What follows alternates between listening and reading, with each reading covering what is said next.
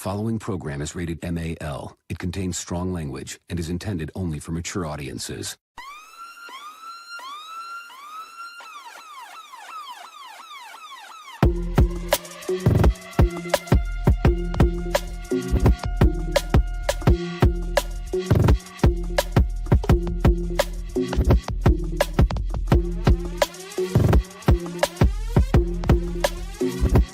The show that gives you everything and nothing at all. That's everywhere you don't want to be. It's Ruben, Mo B, and on the ones and twos, AG.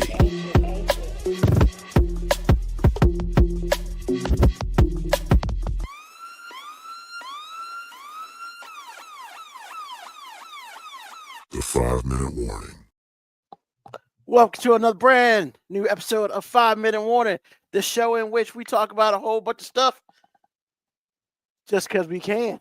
Of course, once again, it's your man, Ruben, in the house on another Sunday, bringing you that great information.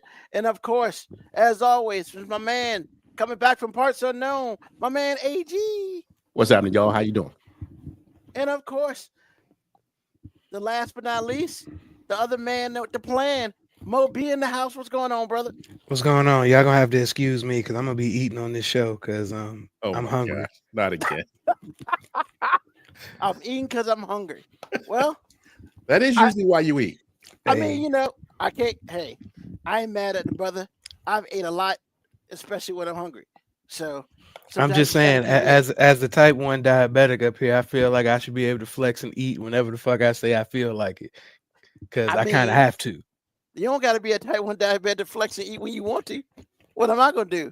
Cut you off because you're not eating? Can you flex? You eating? Come on, man. That's not what we do. Man, how's it? AG, glad to see you back in the house, baby. What's going on? Yeah, you know what? I was gonna say this last week, but I couldn't be on the show. But shout out to my wife, for sticking it out with me for 10 years, sir. I have been married a decade. I have been married a decade. You mean 12 years? Yes, actually, man, I'm telling you. Wow, the joke. Yes, because actually, you know what's funny? Because I thought about that Monday we were hanging out. We've been hanging out all week, so I thought about that Monday, and I was like, "Girl, you know, been married 10 years," and in my mind, I was like, "It's really 12." I didn't say that to her, but I was in my head. I was like, "It's really 12. It's really 12." What was that, Moby? Huh? Moby says the joke that won't die. The joke that won't die, man. But should it die? Should it die? Exactly.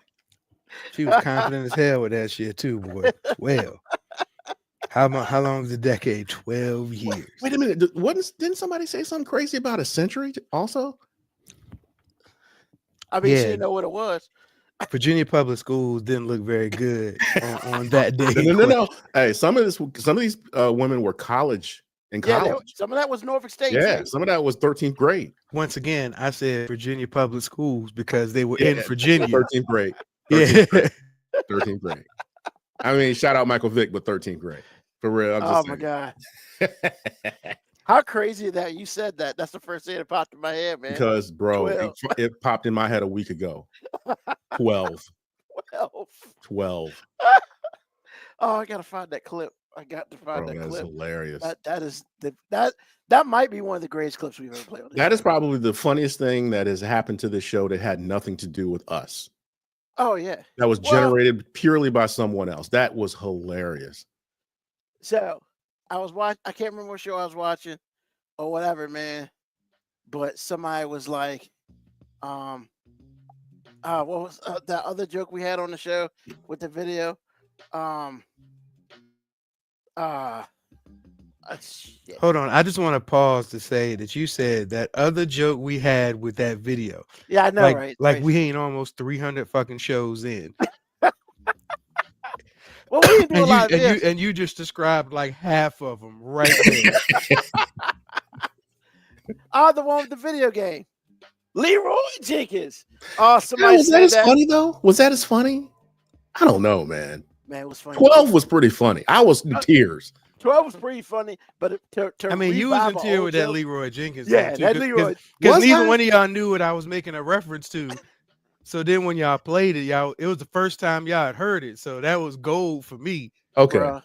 Okay. And yeah, you know what? Because I came back like about 50 shows later because it came up on a show I watched on Prime. And he set his phone down and said, Leroy Jenkins, and a bomb went off. And I immediately got on the show. I was like, bro. Man. But I still don't think it's better than 12, though, man. No, Come on, no. man. But I remember almost dying on that show when I played it. Because it was a week after we had talked about it.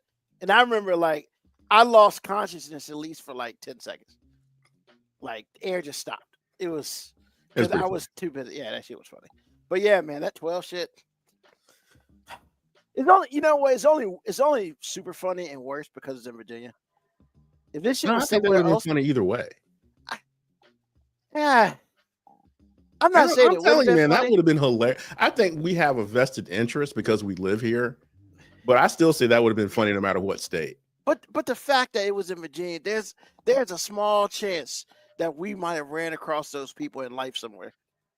It's just a small chance. Whereas if it was in like San Francisco, it'd be like 0%.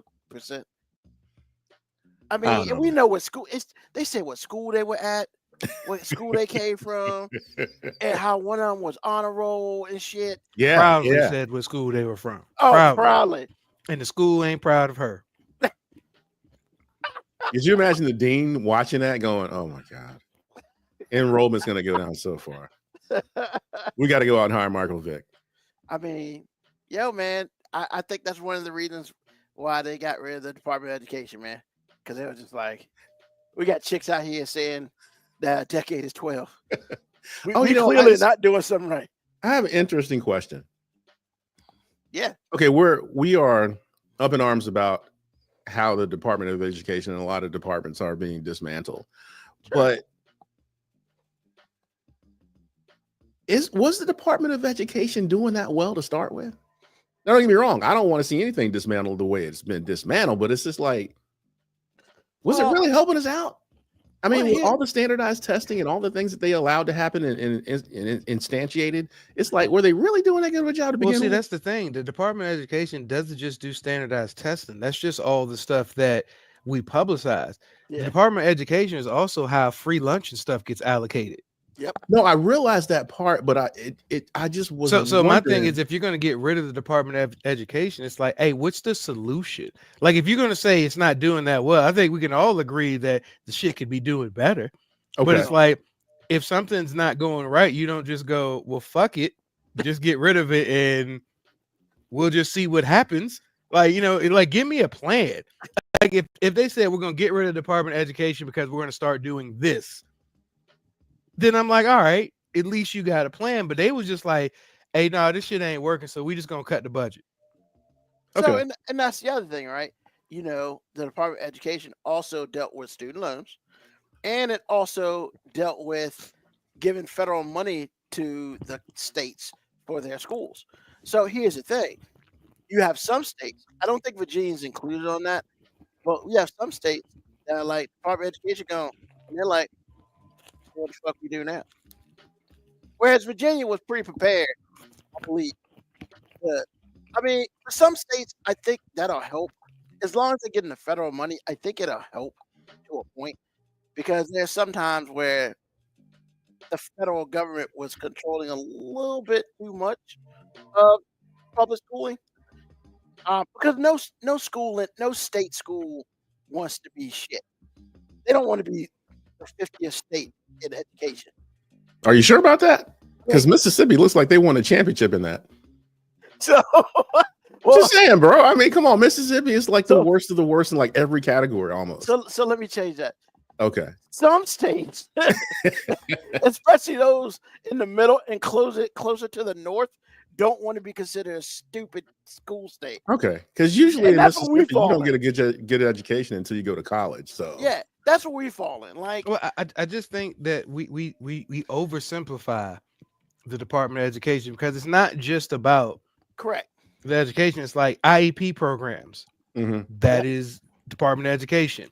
Mm-hmm. Special needs programs. Department of Education. Like these are all things that's like, all right, cool. If you're gonna say we don't feel like the education system's doing well, by cutting it, you're basically saying only certain people now are actually even going to get resources.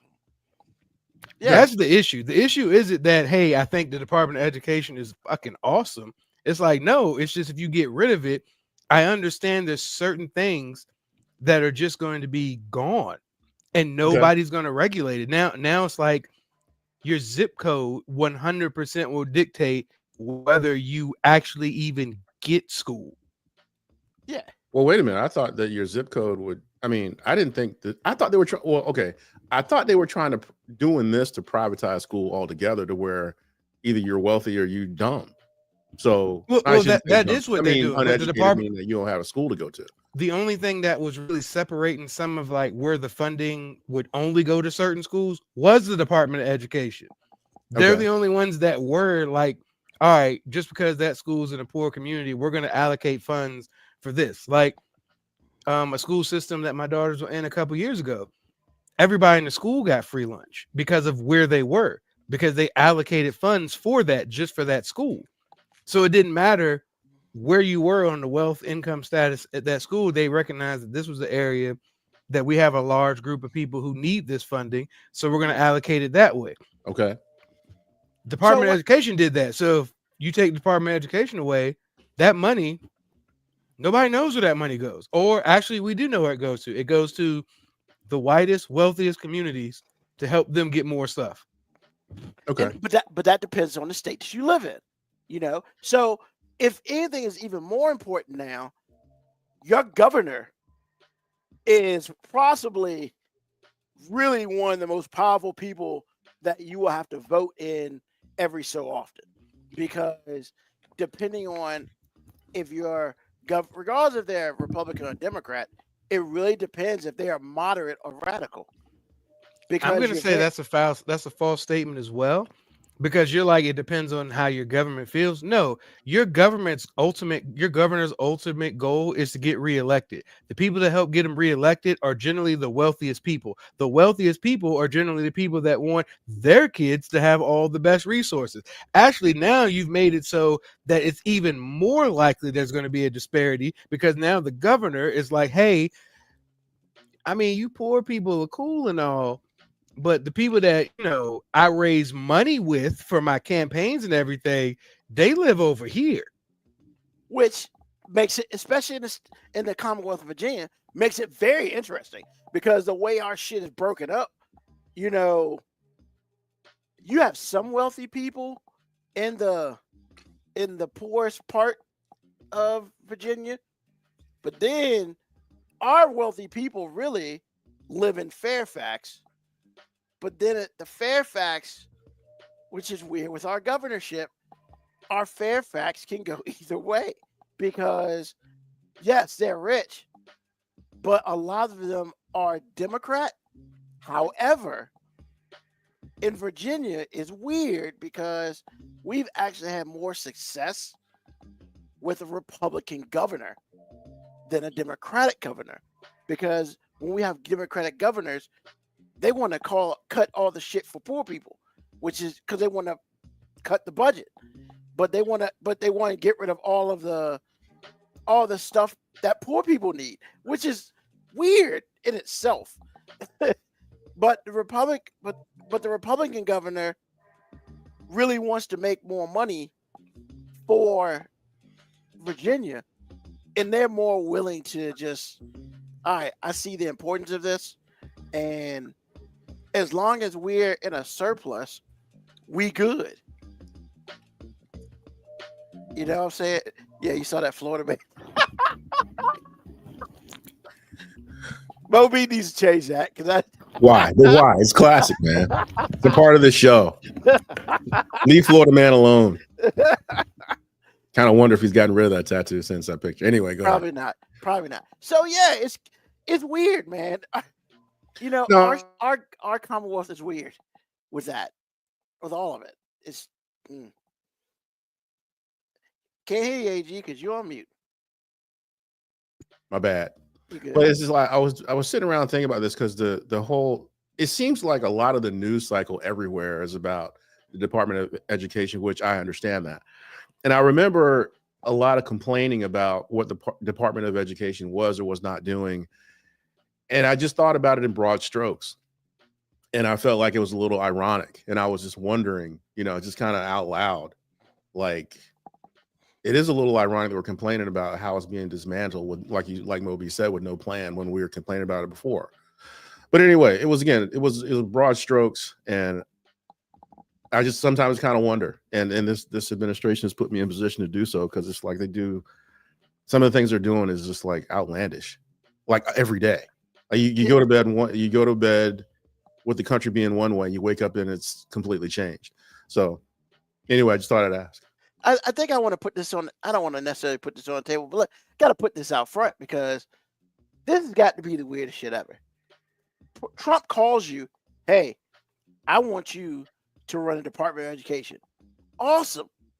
Hey, I want you to dismantle the Department of Education, which basically says, hey, I want you to dismantle your job. I want you to put yourself out of a job. But are you out of a job if you do exactly what he says? Usually not. But then, but if you don't have the Department of Education, he'll put you somewhere else. I guess. I mean, that's the way it's played out usually, right? Except if we've never had department if you black or brown, that's not necessarily true. We've never had a department just work themselves out of a job before. But it's at the request of the president. You work at the pleasure of the president. I understand that, and I guess technically you could still be part of the cabinet. Hey, what do you do? I mean, really, what you're getting paid to do is be the scapegoat. Yeah, that's what you're getting paid to do, right? And if you're white, you're rewarded for that. That's what I'm saying. You'll if you're not black or brown, you'll be fine. I mean, well, yeah. By and large, that's what he's shown me. If you are white and you do something that will or you're Rubio, bring you to your own demise, he will bring you back to life in something else. Or you're Rubio, who literally is the only color in the cabinet. And we could say Cruz, but he goes by Theodore. Cruz, is he in the cabinet? I think no, but he's still. Anyway, that's a whole nother conversation. Moby just ate. I don't want to make him vomit, so let's move on. Sorry, bro. So let's shift gears then. So the question of the day kind of came to me, and I'm very interested. I was very interested. So the question of the day is, how much does or did the reputation of someone you are looking at dating matter to you? Now, and I'm a broad stroke this shit, because I think it's super important. The question is and I mean, some people may not care, some people may care too much, but more importantly, how important was the positive or the negative thought about that person important to you as far as wanting to date them?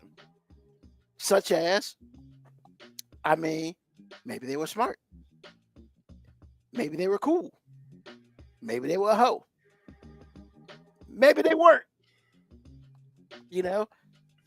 I'll since AG, since you weren't here last week, and I want to give you the floor to talk about it. How much do you feel like that influenced who you would even think about dating? Their reputation. Well, first of all, I have to give it context. And this is not self-deprecating. These are just facts. Okay. Yep. I used to be Captain Save-A-Ho, which my wife apparently has not ever heard before. And when I used it today, she lost it.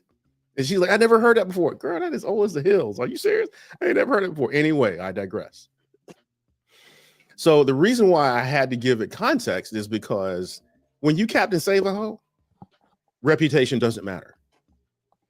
In fact, if the worst, not really the worst, there are limits. Well, there's limits for me, but I still was in that Captain Save-A-Ho threshold. So within that vacuum, if you meet someone you like and they've had a questionable past and they're kind of like well, this or that I know, but I've been trying to. As soon as you say you've been trying to change, it's like, and no one's giving you a chance. My dick gets really hard, right? So I'm like, oh fuck, I gotta date her. I gotta date her.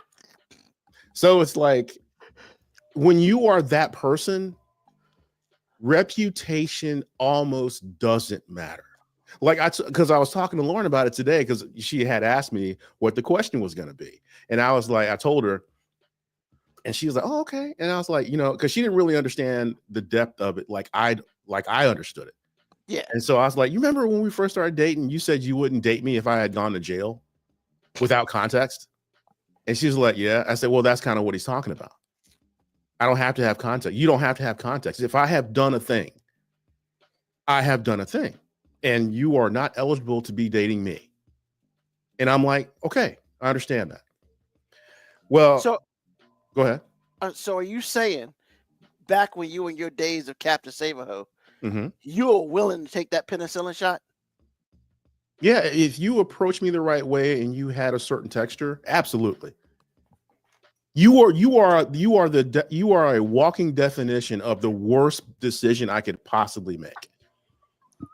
I mean, Ruben, you're laughing, but and not to just piggyback off of it, but in dating, that's kind of the rules. Like, as a guy, you're supposed to overlook her past transgressions Anything. and understand that she's evolving and changing and Mhm. growing. Yep. And these experiences made her whole. Mhm. So he's not. I mean, it sounds ridiculous the older you get. So the older you get, the more you're just like, man, I tolerated a lot of shit that me now just can't do. But I mean, I've said it several times before. Like, younger me tolerated shit that older me would just call erectile dysfunction today. Like, there's no way I could convince my dick to get up these days for some of the shit I would put up with back in the day. And I'm glad he said that. I'm glad you took me there, because see, now here's the change.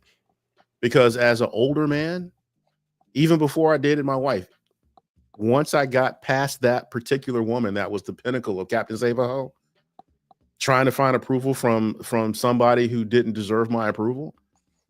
Why am I looking for approval from somebody who ain't shit? For real. And so I'm like, okay, once I got over that hump, I was someone else. So now, the way I look at women now, I am listening. This is really key for me. I don't know about the rest of y'all. Y'all like me and who you are, and that's great. I like improving. So now when I hear a woman talk, I am listening to everything she says. If you lead with, "I used to suck dick randomly," yeah, we're not dating. If you lead with, "I slapped this heifer because whatever," yeah, we're not dating. If you lead with, "I just want to have fun," yeah, I want a relationship, deuces. If you lead with anything I don't like, if you lead with a body I don't like, but you don't know how to present it, if you lead with anything, you are not eligible to be talking to me. Not ever. Because you are not worth my time. Because, women have the game on lockdown. They will judge you based on what you are doing now, what you have done, and what they think you'll do in the future. Men don't think that way because we feel like we're not allowed to. Well, guess what, gents? You're allowed to. Now, you don't have to say it out loud. You don't have to walk up to a woman and be like, "No, I'm good. If I want a trick, I'm going to get a trick. I don't need a woman disguised as, someone chaste, but she a trick." You don't have to say that. But you can think it, and you cannot call. I'm telling you right now, there are women that say things just like talking, and I'm overhearing, and it's like, I would never. I told a woman like the week before last, I was like, if my wife died, there's no way in the world I'd ever date again. Not ever. Because ain't nothing out there worth it. Y'all are mean. You cost a whole lot of things that you never reciprocate. You don't even know how to reciprocate. You're not Bro, I thought responsible you. for anything. I'm sorry. I started laughing because I thought you were just gonna say you cost. Period. Like I didn't think you were gonna even explain that. Just you What? cost. I could have just made that a period because that's true. You tell me, man. Look, man, I love my wife, bro. But if you think every woman has tangible value, you're an idiot. They don't. They have things they want for themselves. And of course, they're a child of God because God made you. Outside of those things, do you think they have real value? And if you say yes, shut the fuck up. They don't. And when I say that, what I mean is in a relationship with a dude, a woman seems as though her only goal is to get everything that she wants for her or hers, and without having to give anything or just give what she's comfortable giving you.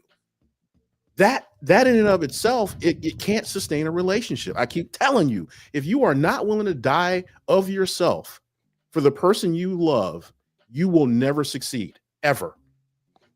So if you're not willing to do what I need you to do, when I need you to do it, then what value do you have? You have none. So again, if I'm sitting across the table from you, or if I'm looking at you and listening to you because I'm interested, and yes, I'm saying it, the only reason I'm interested in you is because you look a certain way. I said it. I don't really care if you're mad. Because if you walk in, your ass is like real and it's fat, I'm interested. If you walk in and you got a flat ass, but you present it well, I'm interested. Don't really give a fuck about if you're mad about that. Yeah, I said something about a woman's physique and her physical qualities.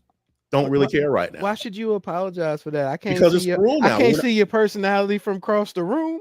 Hey, it's a rule. I ain't never seen nobody be it. like, yo, Stop hey it. man, I bet she has a great spirit. You know what I'm saying? Like, ooh, No. she looked like she'll treat your boy right. No, from she across looks the like street. she looks like she gets my dick hard. If you walk in the room and I'm 56 years old and you get my dick hard, yeah, I'm interested. Oh my God. Just saying. And like I said, sorry I broke the rule. Don't really care. If Karen's listening to this right now, I'm so sorry, love you, cuz. But what I'm saying is my truth. You'll be fine. So all I'm saying to you now is, once you walk into the room, if you don't have a body and you present it well, I'm interested. If you have a body and it's like, whoa, I'm interested. But as soon as you come out your mouth, the first thing that you say that's wrong in my world, because I'm gonna live in a vacuum too. In my world, yeah, you're a piece of shit. No, you don't have any value. You're good. I'm good. I'm good. You know what? I'm gonna get you that drink and then I'm deuces. I'm out. Or, yeah, my grandma's sick. I gotta go. Or, I just got a call from my mom. But you say your mom was dead. Yeah, I just got a call from my mom. I gotta go. Because you're a piece of shit. And the reason why I'm saying these words this harshly is because I didn't lead with it, but I said early on that women have this game on lockdown. And they are doing this to us constantly, and we're supposed to not do it to them. Well, that's some bullshit your mama taught you. Because your mom's a woman too. And she's going to side with her gender. It's not malicious, it's a natural thing. Until you bring home a woman she don't like. Then she's telling you all kinds of truth. So again, I love my mom, but she told me some shit about herself that was foul. It's like she taught me to be a certain way, and the first girl I brought home she ain't like, she had all kinds of shit to say. I'm like, are you for real? Wait a minute. And then when I said it, I hate women. So that's Ann Riddick for you. And that's everybody's mom. I get that. But what I'm telling you right now is this. If you are dating or want to date a woman and you're talking to her in the talking phase, right? You're getting to know each other. And she says 5 things out of her mouth and 4 of them are like asshole-ish, then it's probably time for you to go. It's probably time for you to go. Because you're going to offer her things that you are almost bound by law to do. She has to do nothing for you. Nothing. You could put her in a situation that is optimal for her and her family, depending on the level of wealth you have. She ain't got to suck your dick. Dick sucking should be part of the damn contract, unspoken. But motherfuckers out here trying to get it on her birthday and barely get that. Really, bro? And then they mad because you're whacking off the porn. Go fuck yourself. So, if you say shit that's not cool, it's not fucking cool. and I don't want to date you. I don't want to see you ever again. And you're probably not good enough looking to start with. I'm giving you a pass because there's a handful of women that walk into a room that's like, oh shit, the rest of y'all, you're struggling. So there it is for me. Because when you put that question up there, I was like, oof, I'm gonna eat this up. So that's my whole thing. So, first of all, hi, Nikki. I'll get to you in a second. KB Yako and I be thinking the same stuff, man. Because halfway through that, I was like, man, every other time, man, we be having the hey ladies out the blue. And like that, yeah, AG going in today. Got a bone hey ladies. So then I thought to myself, completely bypassing this for a second, man, I'm just thinking about the top 5 times that AG has gone off. And I mean, this is a good Moby. This is a good second, man. Other than that Tyler Perry shit, like that Tyler Perry shit. Hey, bro, look, man. My mom taught me a long time ago when she was cooking in the kitchen that I need to stay out that motherfucker. So AG was cooking, so I was just over here like, hey, whatever, bro. Like, hey, I'm out the way. Stay here, man. You know. And so, yeah, man, like. And there's a comment already on there based on what I was just saying. I'm getting to that. Okay. I had to do stuff in reverse order because some things need to be said first. Of course, Brett was like, no lies detected. I mean, first of all, welcome back, Nikki. We ain't seen you in a minute. And Nikki comes, are you saying that you value a woman based on her conditionally relationship with you? And I'm going to let you answer that question. Absolutely. It like I said before, when you're Captain Save-A-Ho, I absolutely don't expect anything from you. Well, what I'm actually saying is I expect you to treat me like a human fucking being is what I expect. And if you can do that, then you're golden. I'm going to give you the skin off my back. This is going to be like Hannibal Lecter in this motherfucker. If you can do that, we're golden. But you know what women can't do? Treat me like a human fucking being. There's a handful of women that get that. There's a handful of women that understand that what they receive for what they have to give is like 10-1. If you can do one cool thing a week, you can make a dude last all month. The ratio is way too high for women to be fucked up like they are. I'm telling you, the only reason I'm married now, and it took me 45 years to get married. Okay. Let's put that out there. The only reason that this is getting done with me now is because I finally found somebody that does it naturally. And that's what you really want to do, because see, that skill you can't teach. You can't teach fast. Either you're fast or you're not. Off the truck, either you run a good lap or you don't. Otherwise, you just like out back. And these women out here can run a lap that's slow and doesn't even qualify, yet they got sponsorship. How the fuck does that happen? So again, I hear where Nikki's coming from. And that's seems to be a visceral reaction with women. But at some point, it has to be reciprocal. And if you can't do those things, you're telling me, you are telling me out of your mouth what you're going to do. Captain Save-A-Ho was like, yeah, never mind. I'm good. Can I buy you a diamond ring? Can I give you a whole life for free? Meanwhile, while I'm doing this, you don't even respect me because I'm a pushover. Get the fuck out of here. No, man. She can say anything she wants to, because until I hear a woman live up to what I need her to live up to, just like when she's listening to me, I have to live up to what she thinks I should live up to, then we're not having a conversation after that. And that's the difference. Men are taught to stuff their feelings down, even if it will kill them. Women expect it, and we give it to them. Like Moby says all the time. Could you imagine a world where men had, could you imagine, I was thinking about this today. Could you imagine a world where men actually had self-control? Women would shrivel up and fucking die. Say I'm wrong. I'm still trying to find a lie come out of the sky. Can you find one? Exactly. think about it. If men, like Moby said, like about 3 months ago, if women could actually, if men could actually have self-control, a woman walks into a room naked and no one does anything but mind their business, the leverage is gone. The leverage is gone. If your woman is trying to get you, if your wife is trying to get you to do something that is unhealthy in some way, detrimental in some way, and you looked at her and said, "Are you crazy?" No, bye. What would the world look like? And all I'm doing, only thing I'm copying to, It wouldn't be 8 billion of us walking around this motherfucking planet. Well, I guarantee you that. exactly. But again, what if pussy wasn't what if you just didn't? It's like, whatever, it's fine. You wonder why I keep saying porn has value. You don't want a woman, man. Look, If it didn't have value, it wouldn't exist. exactly. And and a lot of times what porn is to me is the presentation your husband asked you for that you was too good to do. I'm not saying it's all of it, but for me, that's exactly what it is.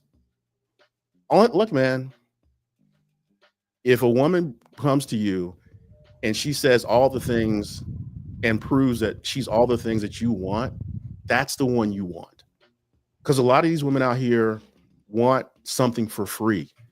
They want to be able to never have to change, while meanwhile controlling you and changing you to fit their narrative, and then disrespect you because you're weak, because you let them control you. Can you find a win in that? I can't. So reputation absolutely matters. The reputation of, if you meet a woman that you already know and her reputation is what I just said, no, go home and whack off. Get it off your chest, because that is not the woman for you. And again, as a person who was wildly disrespected because I allowed it, I'm telling you, reputation fucking matters. If she's showing you shit, believe her, because she's going to develop a reputation with you too. And if that shit starts matching, you already know. You already know. I am saying to men, take the bag of tricks women have and use it to your advantage also. It shouldn't be any different. You should be able to look at a woman and go, damn, no, I'm good. You don't have to say it out loud. Just say it quietly. Say it to yourself and keep it moving. It absolutely matters. Reputation matters. Gotta have that Richard Pryor moment. You gotta be willing to say that's some pussy you can keep. Some pussy you can keep. That's right.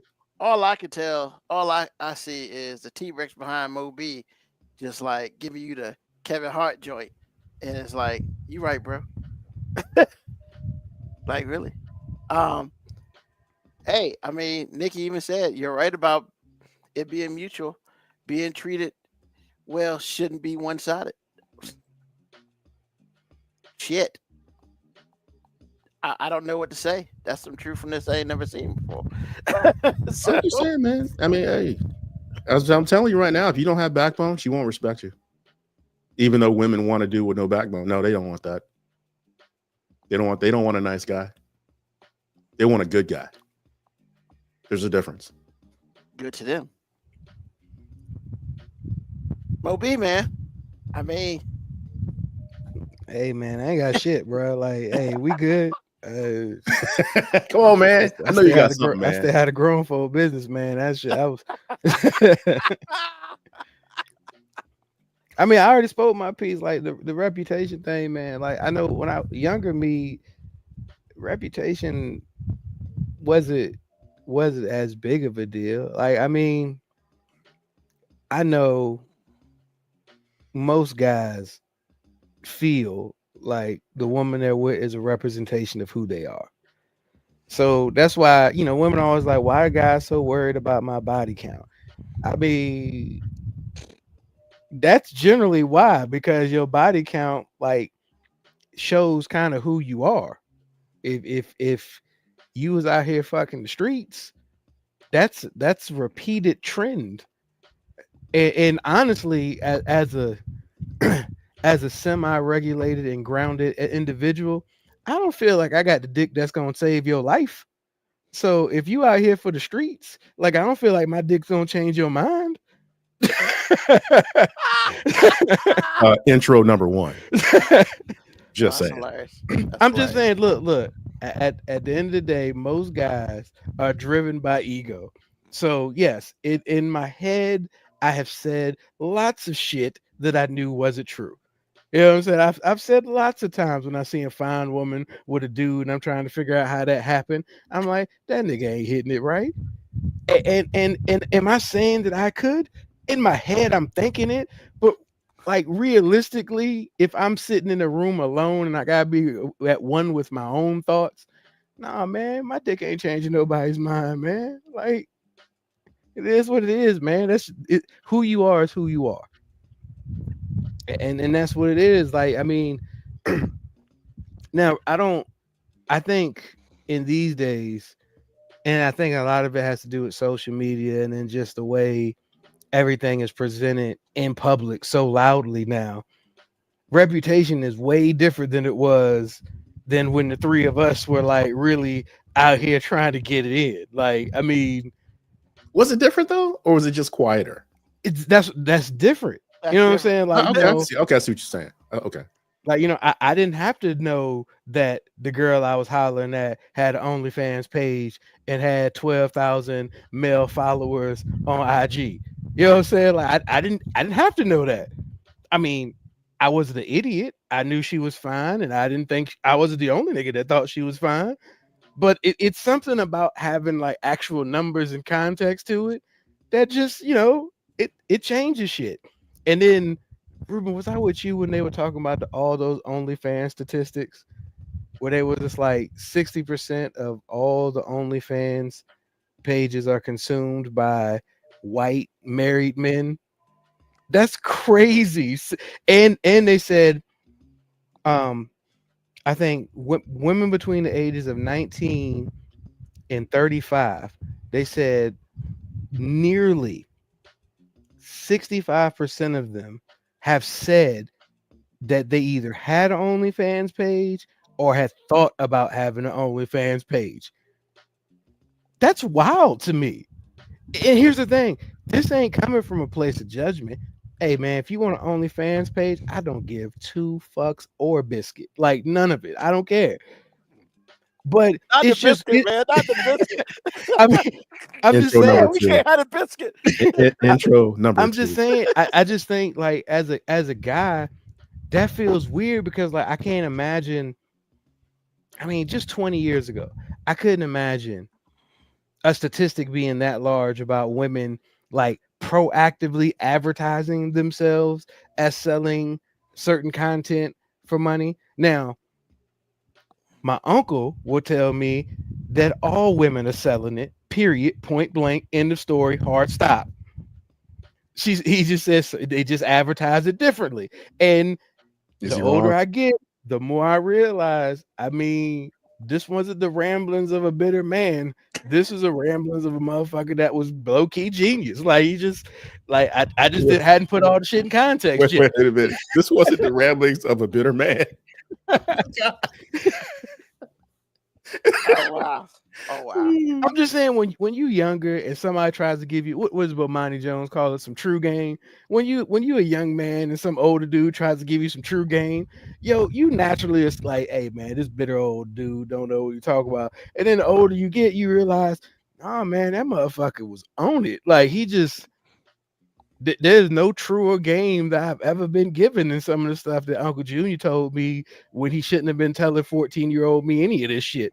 He's trying to help you out, bro. He's trying to help you out.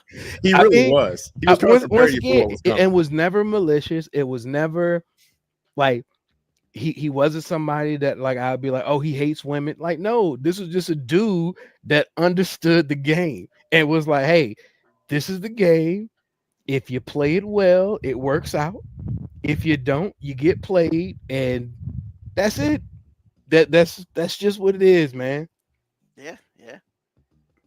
But yeah, I mean, AG, you was cooking, bro. Like, I just, I got nothing, bro. Like, I mean, again, that comes from a lot of. and I was years interested in being- Nikki's comment, like the conditionally part, because I'm just like, bro, as a man, I know I'm only loved conditionally. There's nobody in my life that loves me unconditionally. Like truly my kids don't even fucking love me unconditionally. They be like, Dad, can I get some shit? And if I say no, they're like, hey, you punk ass bitch. Like, I mean, they still love me, but I mean, look, in that moment, there's some conditions. You know what I'm saying? There are some conditions. Hence how you got your crew. It never stops playing itself out. And that's what I was talking about. We aren't allowed to make a woman's, we're not allowed to make a woman conditional. We're not allowed. That is not what we're taught. Not one time has my mom actually said something unabbreviated. Like, it's like just talking to me. She never said, hey, watch out for yourself. Nikki, you that's some true game right there. Yeah, it is. Hey, look, man. Pimp C, who I like to think a part of him raised me when I was younger. He said pimping ain't dead, it just moved to the web. And he said that shit like 25 years ago. He sure did. So he was ahead of the game. So like, yeah, man, like what they say, when all else fails, pussy always sells. Like, it's just, I tell my wife that every the week. oldest profession. What they call the oldest profession? Yeah, there's a reason for it. That stock never goes down. No, I told my wife that today. I said, "Baby, you've been married to me for 10 years. You know what? You already know what's undefeated." All right, Ruben. I wouldn't say the stock don't go down, Ruben. The market gets flooded. I'm just saying, but there's people always buying stocks, though. You know what I'm saying? Nobody hardly ever sells, though. Yeah, exactly. Nobody's dumping that stock, bro. Yeah. Nobody. So Nikki says they took the old statement, what your mama gave you, to heart. They just moved out of the strip clubs to the internet with more reach and better payout. And that's 100% true. And they get to, like, the brilliance of the internet. And this is not me judging, so please do not come for me. But the brilliant thing about OnlyFans is it allows women to sell themselves and still try to convince you that they're not, because they can say, I don't do meetups and I don't actually talk to anybody up here, and you can't pay to fuck me.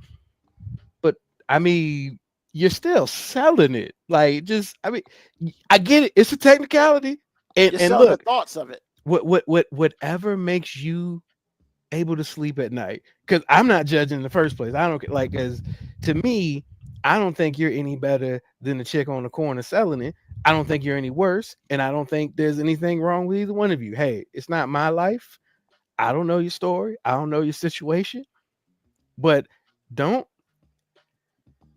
try to guilt me when I be like, oh, you an OnlyFans chick. I don't think I'm cool with that. And make me feel bad, like I'm judging you. No, I'm not judging you. I'm judging myself. I'm saying myself personally can't pay for it. And I don't necessarily want to also know that other dudes is paying for it to see. Like, look, I'm not naive. I realize that if you meeting me today, there's chance that, and we both adults, and we have been adults for a long time. There's a good chance that there's some other people who have seen you naked. There's probably some dicks that have been up in you. I don't necessarily care to know about any of them. However, I also don't want to know that there are proactively some 20,000 people who are beating off to you right now while I'm on a date with you at the fucking Cheesecake Factory. Like, I'm just saying that's just me.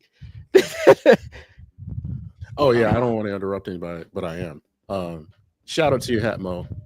The glare is taken away from it because you really can't see it, but it does say U.S. stops in. There it is, and the image in the background is a peach for Georgia. Yeah. I had to say it because I don't think people really saw it, and you didn't say anything about it, so just had to say that. All right. So Brett I learned the game at VCU. Women broke down everything, men that they like, that they hate, and what they wish we do. I'm sitting here with 15 women and I took notes. I became a villain. I mean, because when you know the game, then you know how it works. Hence why that, was it? What's that Perry movie? Steve Steve Harvey movie. Oh, Think like my a man. goodness. Huh? Think like a man. Act like Think you like go. a man. Think There you like a go. man. Yeah. I mean, that was the whole purpose of that movie. Nikki's giving us some numbers. Bad Baby, Bad Baby made $1 million when she turned 18. I mean, once again, I old can't be white mad at dude. that. Hey, Yeah. and nobody up here is mad about it. Nah, Like, nah. it is what No. it is. Porn Members of serves a purpose. Members of the Bop House are clearing $7 million a month. I don't know crazy, any of those man. members of the Bop House, and awesome. Hey, look. When it's all said and done, when you can sell it and nobody can touch it, that's how you know you really selling it. Like, Hey, you really doing bro, some shit. the I ain't mad hustle, at you. the hustle is real, man. Like, Yeah, back in I'm the day, you I'm had just to give it. I, Now I'm you just gotta give a saying, picture of man. it. Like the hustle is real, man. I just realized when a girl that I've known since middle school referred to me as a fan on her social media, I just realized I was checked out. Like, I ain't your fan. Like, I don't subscribe to shit you do. Like, and then she got mad at me. Like, why you don't subscribe to my? Why the fuck would I want to subscribe to your page? Like, I knew you when you ain't had no titties. Like, what are we doing? And who's cooking now? So I mean, so I looked at this question, and I thought of myself, and I was just like, well, back to the day, very, very true. I mean, I was not Captain Saberho, but I also had this thing called morals. I'm And gonna it was- stop you right there. Yes. I'm willing to go out on a limb and say almost every guy at some point in time in their life has been a Captain Saberho. You might have not done it consistently. You might have not did it all the time. But if you think real hard, you can find one moment where you was like, oh yeah, I wore the cape for that bitch. And there was no reason I should have done it. And I'm saying you live and you learn. You know what I'm saying? Like, I'm not saying every dude, but I'm saying I'm willing to go out on a limb that most dudes have. Just like most dudes have at least bagged one ugly chick. If you're lucky, nobody knows about it, and you don't have to ever claim them. But most dudes have had that Tuesday night where it was like, hey man, I had to call in the bullpen, man. You know what I'm saying? Like, the starter didn't have it tonight. And I mean, hey, same thing with women. I know they've taken some questionable penis, at least once in their life. They don't talk about it because they don't want their friends to know. First of all, nobody wants your friends to know. Nobody Yeah. wants their friends to know. Coyote ugly. That's why when we had a roommate who had the ugly chick while we were there, we was like, bro, no, bro. We are supposed to never know about this chick. Never. Like, I need to be able to look Jesus dead in the face and be like, I ain't never ever seen my man with something that looked like that, bro. Like, never. The gorilla. The gorilla, man. That's all I'm saying. I need the highest level of plausible deniability. And we didn't get that. And I'm mad to this day about that shit because he broke the plausible deniability code, man. Yeah. Because I'm telling you, look, and Brent, you're right. Only one. I'm probably lowballing it, but what I'm saying is everybody at least got one. I think if you ask him more questions, I mean, I got at least none of your goddamn business. But Intro number 3. but nah. So like, it's interesting, right? Because back when I was much younger, yeah, man, I had this shit called morals. If she was questionable by any means, nope. I was pure the driven snow. I gotta bring some chick home that my family would be whatever. Now, at this day and age, I would say shit's a little different. Now, once again, there are levels to this, However, I would say that, if you got some questionable in your ledger, as long as they got shit to do with me, maybe I'll think about it. If I don't think I'll ever meet anybody who has an OnlyFans account If you do, that's a whole bunch of none of my goddamn business. Because it ain't my money, you know? So, I mean, I'm kind of just like, at this age of my life, I mean, what I believe that everybody has a past.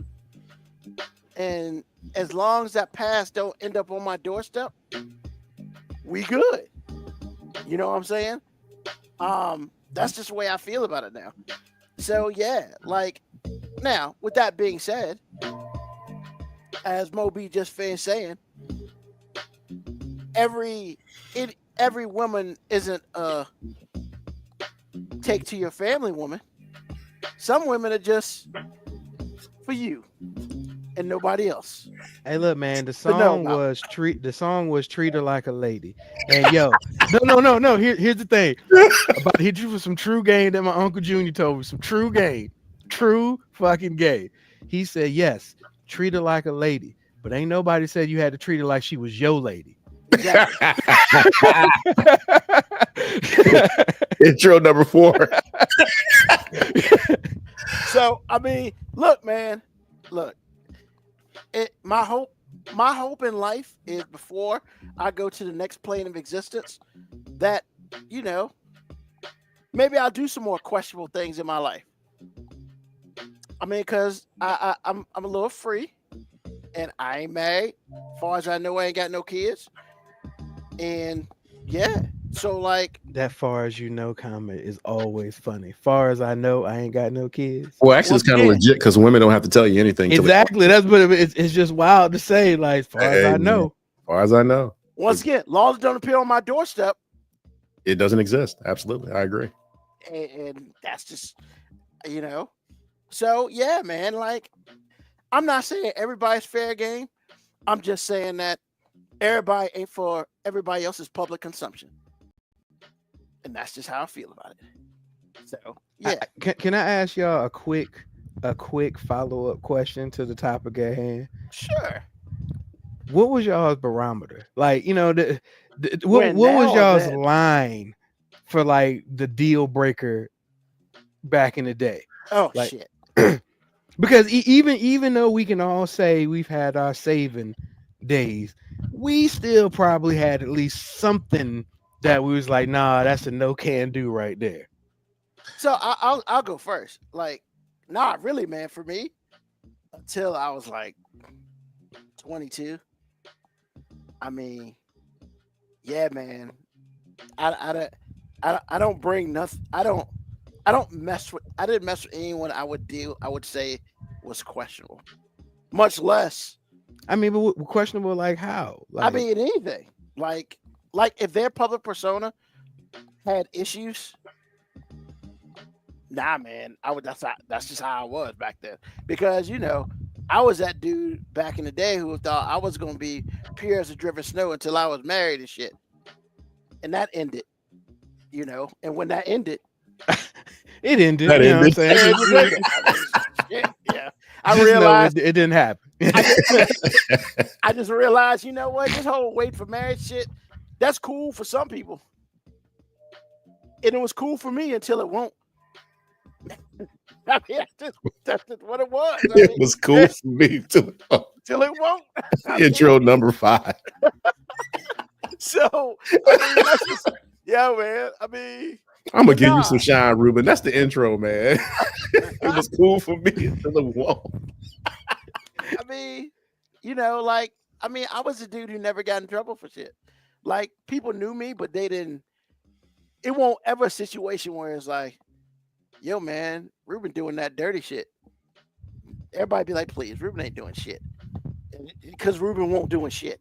That's just how it was. Oh, I thought you just had everybody fooled. I was about to say, my God, that's what I'm talking about. Nah, man. Nah, I'm not even going to try to lie on that. But once again, I was about that life till I won't. And when I decided I didn't want to be about that life no more, I won't. And I moved on. So, yeah. My standards were high, man. Like, if you want good enough for me to bring home, you want good enough for me to mess with you. That's just what it was. I mean, I never got there. I mean, yeah, I gotta say, man, like you definitely at the high ground on this show right real. there when it comes to that. Like, And then it was that shit was over when it was. I don't know if I ever had a chance to get a threshold, but I will say this.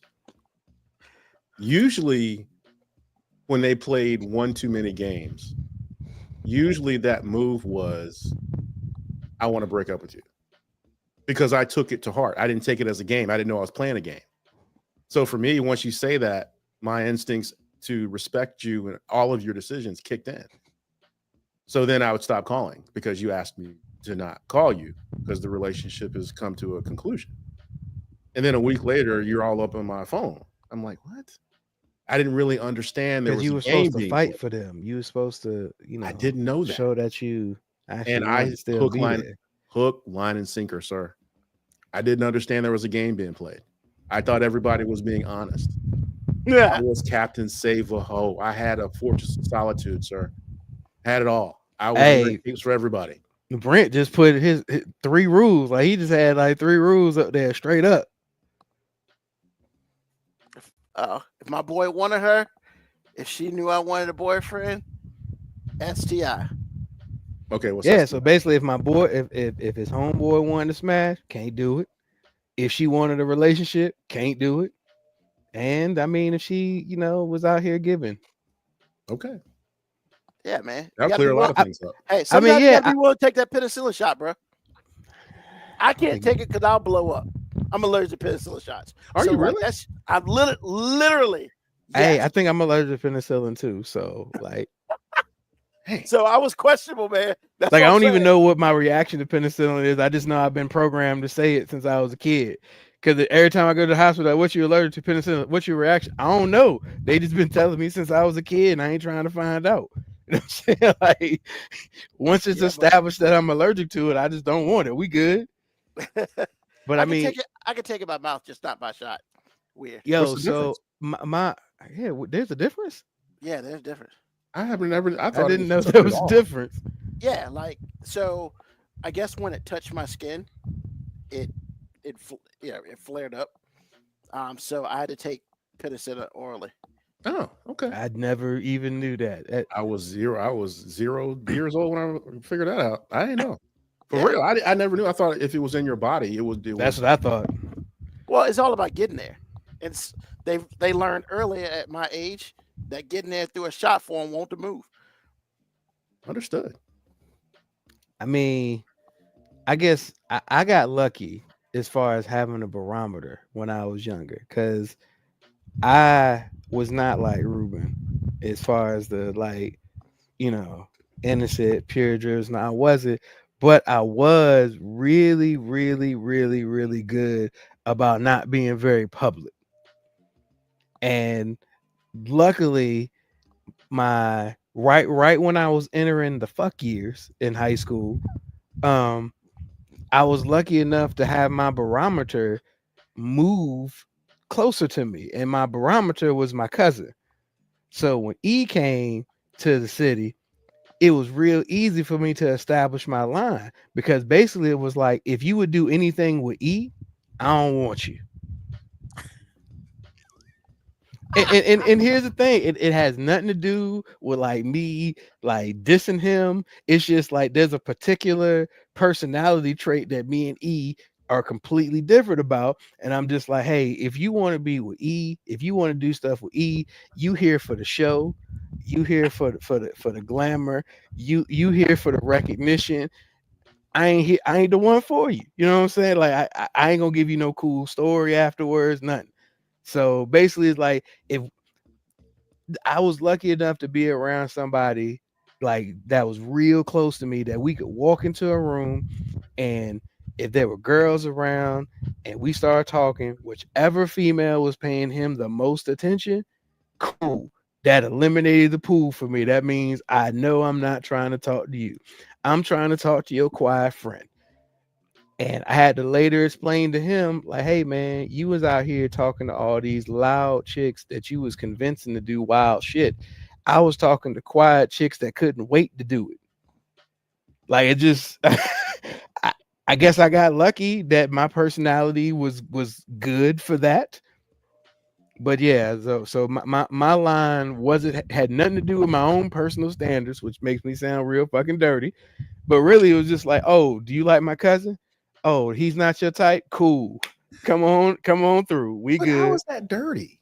How does that make you look? I think it's a See, smart here's move. the thing. When I say that, people's like, "Oh, so what you saying about your cousin?"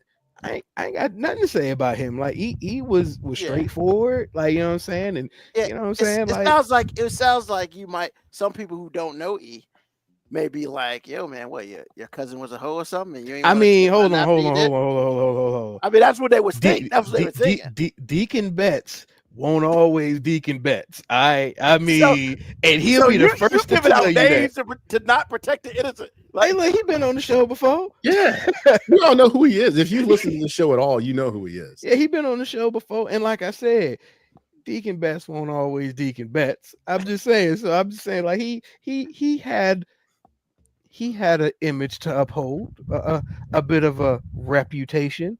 I mean, I cannot confirm nor deny any of the allegations in question. I'm simply saying I wasn't there. I was at another family barbecue. I can't say family barbecue because he's my cousin. So I was at a different family barbecue. I mean, I agree with Ruben. It does sound like shots fired, but I understand. Once again, that's why I explained. It's like, no, it had nothing to do with him. Yeah. It was more about like we had very clashing personalities. Like E could be the center of attention and be perfectly cool with that. You are not that. Me, I ain't want nothing to do with that. Not at all. And like as much as I used to be bitter about like all of a sudden becoming his cousin, even though like I had been there for years, and then I was introducing people, and then like 2 weeks later I became his cousin. When I was like, bitch, I've known you for 6 years. How did I become his cousin? Like, hey, Ruben, you say he ain't bitter, but he keep talking about it. Once again, I'm bitter about that. I am bitter about that. Oh my God. I mean, I think he brings it up once every year. Once again, because that shit was traumatizing. Look, yo, I'm gonna go right into it. Ruben, you ain't even gotta ask me what's on my mind. I'm gonna tell you. My kids are on my mind because I realized that the apple does not fall far from the tree, because both of my kids have so much of me in them, and it sucks for them. Like, it just like it sucks for them. Like, are there some good things that come with it? Absolutely. But there's some things that I'm like, when they start talking, I'm just like, oh, you're too much like me in this sense. So both of my kids this weekend were in a poetry slam competition. I think it's dope that their school does it. Kira's actually been in. It used to just be a poetry slam where they just did it. This is the first year they made it a competition, and Kira actually won it. And I mean, her shit was dope. Now, my youngest daughter, Cadence, she made the finals as well. And her first poem, I thought was the dopest shit said all night. Not necessarily just because of how it was written, but because of what she wrote actually playing out in real time, right in front of everybody, and nobody even realizing that. So her first poem was basically about being in her sister's shadow, and she basically was complimenting her sister, like, hey, she's awesome, she's always in the light, but she was like, I wish people could see me in the shadow. Like, I wish people, like, that's the whole theme of her poem. Like, just I'm tired of being in this chick's background. And then Kira wins the competition. Everybody's like flooding her, telling how great she is, and I see her walk up. I'm just like, yeah, that's dope. Your shit played out in real fucking time, right in front of us, and nobody even. And she was like, yeah, we already knew she was gonna win. She's like, I already knew she was gonna win, so I wrote this shit because I knew she was gonna win. And I'm just like, man. And in that moment, I was looking at her, and I felt like I was looking at myself, and Kira was my cousin. I was like, you are me right now. And then Kira's winning poem was called Enough. And basically she had a very, very catchy hook to it. And she said, it's difficult being the whitest Black girl. And she was talking about all the things that I've talked about, like the music she likes, the way she talks, the way she acts, and I'm just like, yo, trust me, I have been that, not necessarily in the ways that you're talking about, but yeah, I remember going to a school where I was one of the only black people in the school, and all the white people saying I talked funny because I would use a slang reference. And then I go to my cousin's house and all of them would say I talk like the white people. And I'm just like, damn, I don't have any place where I can talk and be a part of it. So I coined the phrase when I was younger. I actually have a poem called that I did when I was younger called Pro Black.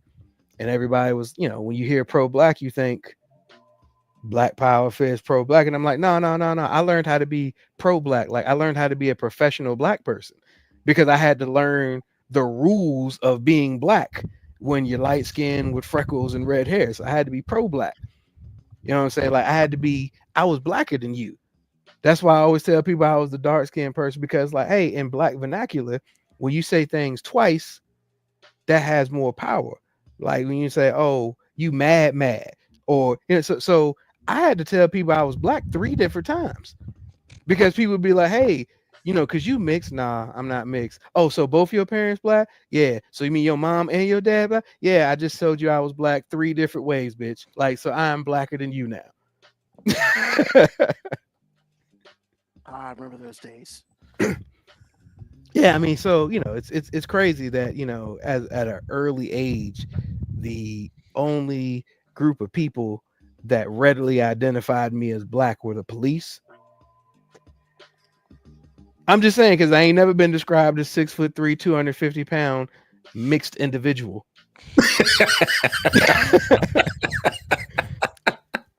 I'm so sorry. I'm just saying. So like 5'0", 12, Popo. One time, is it weird that they the only ones that consider me a real nigga? I mean, we did it to Obama too. So I mean, I'm just saying. Well, no, it's the light skin plight to everybody, but it's weird for my daughter to feel that way because I mean she's not light skinned. No, she does not have red hair and freckles. Not even close. I mean, she's got thick, matted, locked hair, brown skin, but she's like, yeah, it's tough being the whitest black girl. I mean, hey. But yeah, so that's what's on my mind, man. Like my kids, I'm looking at them Friday and I'm just like, man, like there's so much of me in y'all, which sucks because I want to be the one to give y'all true game, but I'm also your dad. So that just means I'm an old nigga that don't understand. I don't know, man. It's kind of hard. 2 things can't be true this time. I'm just saying, like, I mean, but as a kid, you don't ever want to be lectured by your parents about, trying to say, hey, I understand, I've been there before, because every teenager thinks what they're going through is exclusive to them. Like, you don't understand. It's different. Why? Because you're a teenager. Like, I've never been a teenager before. Like, nothing new under the sun, man. Nothing new under the sun. All right, AD, what's on your mind? NIL, man. Let these kids make this money without you shaming them for making the money until you pay this bill of nearly a century of making billions off the backs of kids for free. Now, the system might be broken. The system might be a whole lot of things. But the kind of comments that I hear grown people making publicly on large platforms does not make sense to me. Because I feel like if they're the machine that generates this money, then why should a few million bother you? But apparently it does. And if you want certain things to happen to control the system, which is fine by me, what's taking you so long to implement these things? So these one of those times, man, where grown people I just feel like they're uncomfortable having to give away any power at all. And I can't even really call it power. It's a few $1 million.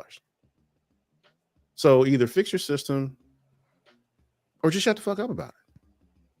Because I find it hard that a coach can make millions of dollars, be able to take any job he wants to and complain about a child doing the same thing. Y'all are the same people, as far as I'm concerned. So fix your system, or just shut the fuck up. I mean, when you're a coach, you're essentially a CEO of a $1 million business. Turnover happens, man. Deal with it. Well, apparently they don't want to. Yeah, but then the turnover happens, man. Like, because you can't tell. Because I told Malone this morning, she got me heated about something she said that's going on in Tennessee, and I'm like, first of all, when grown people come out their mouth crazy, I feel like every time, 10 times out of 10, is because no one has got them on lockdown. And I said, imagine this.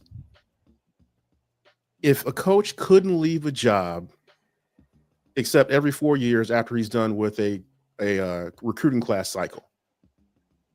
If your favorite job comes up in year 3, you know, sorry for your luck. Because that's what you've been doing to these kids and worse forever. You control their lives because they want a future, whether that's academic or whether that's sports or whether it's both. You control their lives in a way in which is unhealthy.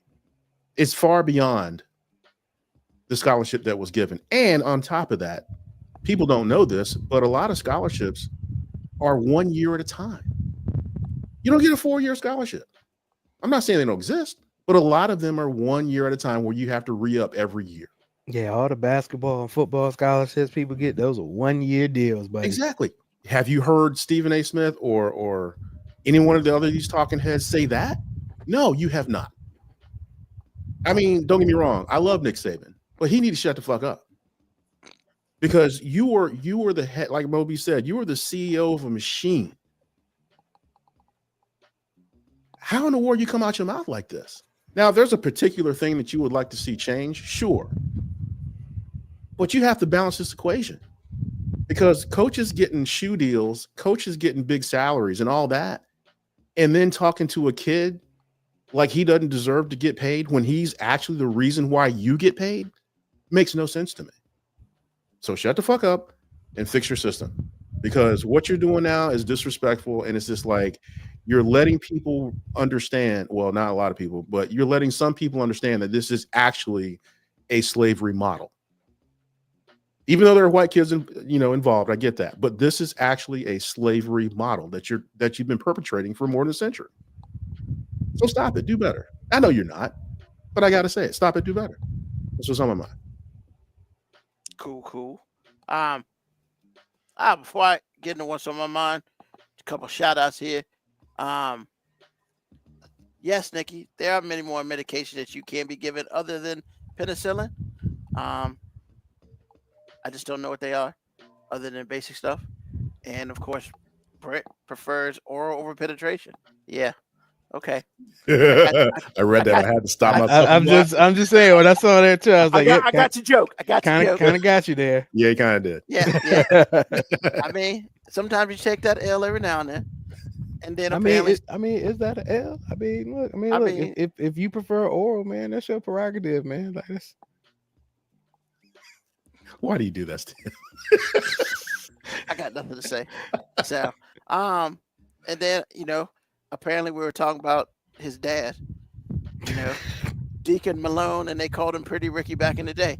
So, I mean, everybody, my dad's got a double life too, sir. I would say, what did Patrice the O'Neal comedian say? He said, "Hey man, most men ain't ready to get married till you've done your fair share of womanizing." Is he wrong? I mean, is he wrong? They coming to America, they what they call sowing your royal oats. There you go. Yeah, that's right. So, what's on my mind today? Before the show, watch a little Undercover Brother. First of all, the original is awesome. The sequel should not be watched by anyone ever. Oh, wait a minute. They made a sequel? When was this? God bless America. Is Eddie Johnson, Eddie Griffin? Nope. Oh, no, I don't want to see that. Nope. So they made a sequel without him? Yep. But he is Undercover Brother. Michael Jai White plays Undercover Brother. Oh, no. Gary Owens in it. It's just bad. It's just bad. Why? Just why? I mean, you know what? I was, back. I also, not today. Hold but on. Did you watch it all though? The sequel. Yeah. I mean, I've seen it. Yes, I didn't watch it today. No. Okay, I've no. seen I'm it. just saying you do have a tendency to say stuff is bad when No, you that ain't shit's even horrible. seen it. No, that shit's horrible. Okay, all right. Just Okay. making sure. Hey, but why you got to bring up old shit? I'm just look. It didn't sound like it was good. I feel like I could have made the safe assumption it wouldn't be good either. But Nah, I man, just it's wanted to just- make sure No, he had done his research. no, that shit Yes, he did. had never been made. Just like when they made the new Hairspray, I don't know, like 10 years ago or something, and then they were gonna come out with a sequel for that, and they nixed that. Good idea. Like, don't do that. But yo, man, the funny, like, one of the parts of Undercover Brother is really funny is when at the end when they're celebrating, and then Eddie Griffin's like, behind every black man, and then of course, David Chappelle says, "Is the police?" And then they go into their thing and stuff like that. And so I was thinking about that, and I was like, yo, man, the funny shit about that is it's not necessarily the police, just a different type of police. Because if you talk to black women today, and you ask them that question, behind every black man is a white girl. Or by every You didn't have to quietly raise your hand. Well, he was talking. I just Yeah. want to. or more importantly, they say it because of the athletes. Behind every athletic black man is a white girl. And I say that because I saw something else from I can't believe the motherfucker is in my mind right now. Was it not Omar? Oh God. The dude who built the school but it never opened up. Umar. Omar, yeah. God bless America. I was gonna say Trump, but yeah, okay. He said something I saw on TikTok. And he wasn't wrong. It was like, yeah, like these black boys end up with white girls because black women want their man to be a finished product. Whereas, they say that he's saying that the white girls, you get them in college or high school or whatever, and they're with him for his potential and what he can be and what they can help him build to be instead of what he should be. He's not necessarily wrong there, apparently, because I do feel like that, especially back in the day. I mean, I really haven't dated in a while, so I can't speak on it right now. But back in the day, yeah, a lot of black women wanted black men to be finished products, and because they didn't want to. Some didn't want to do the work, because I guess when you get to a certain age, if you haven't done your own work, you have to be a finished product, or it's not worth the time. And I say all that to say this: I'm not a finished product, and I'm 51 years old. I'm gonna be 52 soon. I'm not a finished product. Not saying that I'm not a good product or a bad product. I'm not a finished product. And I think that the situation is, regardless of who you're dating or who you want to date or whatever, if you feel like your significant other should be a finished product when you meet or date them, you're lazy. Because no one's ever a quote unquote finished product. Because everybody should be learning every day, gaining knowledge every day, and stuff like that. But if you are a person and you feel like that, well, I'm only dating a man if he's like this, or I'm dating somebody who's like this and that, so I ain't got to do nothing. I mean, then you're probably just gonna be single or be broke, one of the two, maybe even both. So, like, all I'm saying is, if you're out here looking for your finished product, you're never going to find the finished product. I've seen so many videos where they talk about, the one percenters are like, oh, he's got to be making like $500,000. Bitch, if I was making $500,000, I'm not looking at your ass. Let's just be real. It's not happening. So, and this is not just to women, this is to everybody. If you're single out there and you're looking around and you want to find someone to date or whatever, look, man, just realize that if you're looking for like, you know, the rainbow to the pot of gold, you waste your time. You know, you're just gonna be by yourself and probably miserable. So like, don't do it. Just, hey man, just see who's out there, and when it's all said and done, you know, you're either gonna fall in love or you're not. But more importantly, just because you're in love with somebody, that doesn't mean you need to marry them. You know, even though I want to get married. But, you know, I figure before the marriage happens, I'm going to be in some questionable shit at least once or twice before then. Because, you know, I still got to sow my raw oats. So we don't get that shit done. So with all that being said, thank you for listening to a new episode of 5 Minute Warning. It's your boy Ruben here all the time. You know, we're here on Sunday evenings, 9 p.m. Eastern Standard Time, because that's what we do. Thank you to Moby. Thank you to AG. Thank you to everybody who chimed in today. Thank you to everybody who's listening to us live or on the podcast. Hey, the podcast comes out on the weekends.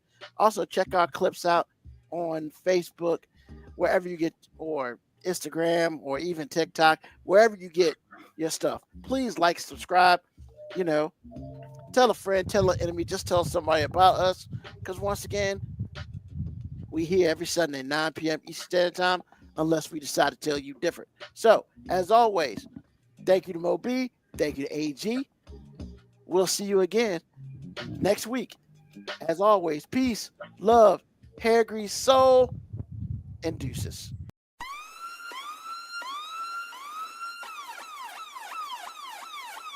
Email us at 5minutewarning19@gmail.com. And also leave comments on Facebook and Twitch. Search 5 Minute Warning. Contact us on Twitter at AG_FMW podcast, at Nugman25, at FMW 2019. Contact us on Instagram, Moby 5 Minute Warning, AG_5 Minute Warning, Nugman25. You can listen to the podcast at Apple Podcast, Spotify, or wherever you get your podcast. Thank you for listening. This has been another episode of